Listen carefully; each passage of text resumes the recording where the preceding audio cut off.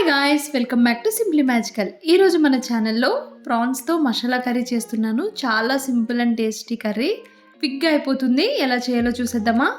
ముందుగా ఒక కడాయి తీసుకొని ఇందులోకి 3 టేబుల్ స్పూన్స్ ఆయిల్ యాడ్ చేసుకోండి. ఆయిల్ వేడయ్యాక 3 మీడియం సైజ్ ఆనియన్స్ని ఇలా ముక్కల్లా కట్ చేసుకొని ఫ్రై చేసుకోవాలి. నేను ఇక్కడ 1/2 కిలో ప్రాన్స్ తీసుకున్నాను. దానికి 3 ఆనియన్స్ సరిపోతాయి.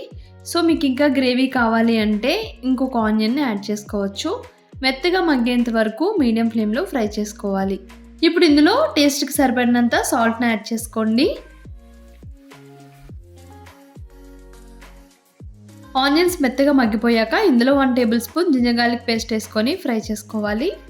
జింజర్ గార్లిక్ పేస్ట్ ఫ్రై అయ్యేలోపు గరం మసాలా పేస్ట్ని ప్రిపేర్ చేసుకుందాం. నేను ఎప్పుడు ఫ్రెష్గానే గ్రైండ్ చేసుకున్నది యూస్ చేస్తాను. సో ఇక్కడ నేను 1 టేబుల్ స్పూన్ ధనియాలు, 1/2 టేబుల్ స్పూన్ జీలకర్ర, 1 ఇంచ్ దాల్చిన చెక్క, 4 లవంగాలు, 2 ఇలాచి, 1 టేబుల్ స్పూన్ గసగసాలు కూడా వేసుకొని మెత్తని పేస్ట్లా గ్రైండ్ చేసుకోవాలి. అల్లం వెల్లుల్లి పేస్ట్ ఫ్రై అయిపోయాక ఇందులో 1.5 టేబుల్ స్పూన్ ఈ గరం మసాలా పేస్ట్ని యాడ్ చేసుకొని ఫ్రై చేసుకోండి. మసాలాలన్నీ ఫ్రై అయిపోయాక ప్రాన్స్ని యాడ్ చేసుకోవాలి. ఇక్కడ నేను ఈ ప్రాన్స్ని పసుపు, ఉప్పు, కారం వేసుకొని ఆయిల్లో ఫ్రై చేసుకున్నాను. ప్రాన్స్లో వాటర్ అంతా రిలీజ్ అయ్యేంత వరకు ఫ్రై చేసుకొని ఆనియన్ పీసెస్లో యాడ్ చేసుకోవాలి. ఇప్పుడు నేను ఇక్కడ 3 చిల్లీస్ని ముక్కల్లా కట్ చేసుకొని యాడ్ చేసుకున్నాను. మీ స్పైస్కి తగ్గట్టు చిల్లీస్ కూడా యాడ్ చేసుకోవచ్చు. ఇలా ఫ్రై చేసుకున్నాక 1 టేబుల్ స్పూన్ కారం వేసుకొని ఫ్రై చేసుకోండి. మీ టేస్ట్కి తగ్గట్టు కారం అడ్జస్ట్ చేసుకోండి.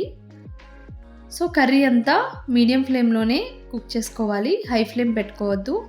సో ఇలా మసాలాలన్నీ ఫ్రై అయ్యాక ఇందులో కొంచెం వాటర్ యాడ్ చేసుకోవాలి. మరీ ఎక్కువ అక్కర్లేదు, సగం వరకు మునిగితే సరిపోతుంది గ్రేవీ. సో ఇప్పుడు లో ఫ్లేమ్లో పెట్టుకొని కుక్ చేసుకుంటే చాలా తక్కువ టైంలోనే టేస్టీ ప్రాన్స్ కర్రీ అయితే రెడీ అయిపోతుంది.